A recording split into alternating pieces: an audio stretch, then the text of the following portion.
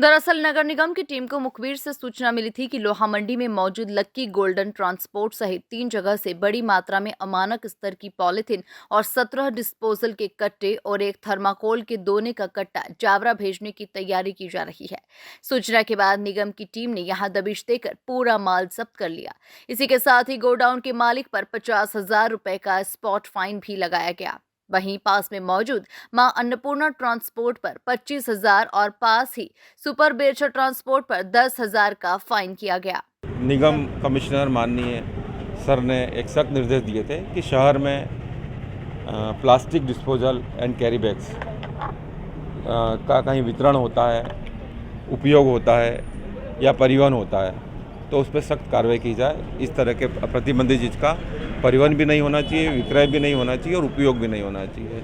उसी के मद्देनज़र जोन क्रमांक 18 के स्वास्थ्य अमले ने, जो कि वार्ड 63 में आता है लोहा मंडी, यहाँ पे हमारे लोगों की सफाई व्यवस्था भी होती है और हम लोगों ने यहाँ निरीक्षण भी किया। तो सुबह में हम लोगों ने पाया कि यहाँ कुछ ट्रक में या लोडिंग रिक्शा में माल का लोडिंग हो रहा है। जब हम लोगों ने बारीकी से देखा तो ये पाया है कि ट्रकों पे प्लास्टिक डिस्पोजल के ग्लास, थर्माकोल के कप्स और दोने लोड किए जा रहे हैं। लोडिंग रिक्शा में भी हो रहा था, प्लास्टिक के जो डिस्पोजल ग्लास हैं वो लोड किए जा रहे हैं। हमने तत्काल इन ट्रांसपोर्टों के मालिकों को बुलाया, एक आध घंटे में आए तो सबसे पहले लकी गोल्डन ट्रांसपोर्ट के मालिक आए। उन्हें हमने स्पॉट फाइन का कहा, उन्होंने अपनी गलती एक्सेप्ट की, दोबारा ऐसा न करने हेतु निवेदन किया। उनका 50,000 रुपये का स्पॉट फाइन किया और 18 कार्टून हम लोगों ने डिस्पोजल के और थर्माकोल के जब्त किए। और जितनी भी जब्त सामग्री हम लोगों ने टेस्टिंग ग्राउंड स्थित MRF है नेपरा, वहाँ जमा करवा दी गई है।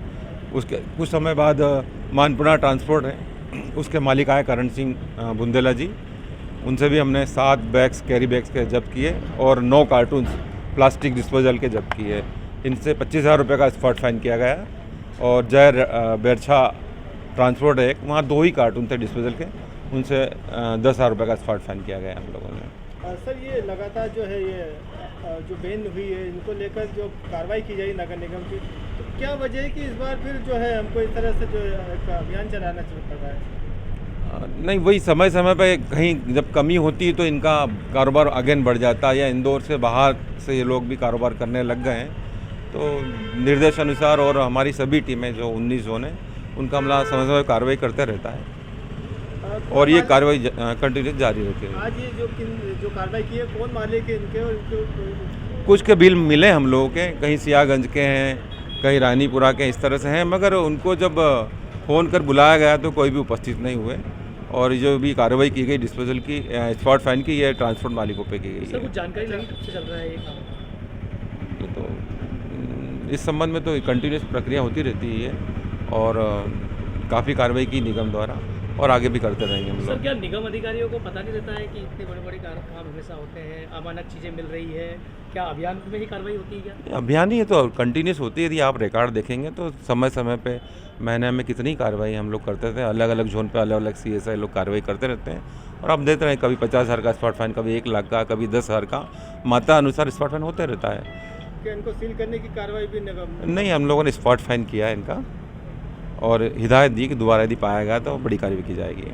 बता दें कि नगर निगम के अधिकारियों ने शहर में अवैध और अमानक स्तर की पॉलिथीन की बिक्री और खरीदी पर पूरी तरह से प्रतिबंध लगाया हुआ है। बावजूद इसके कई व्यापारी धड़ल्ले से इसकी बिक्री कर रहे हैं।